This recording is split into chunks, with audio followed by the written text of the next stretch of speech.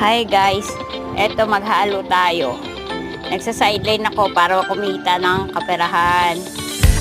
Alam mo na, magulang, madaming bayarin, maraming pangangailangan, kaya kailangan sideline din. Pag nangangailangan kayo tawagin niyo ako. Maghihintay na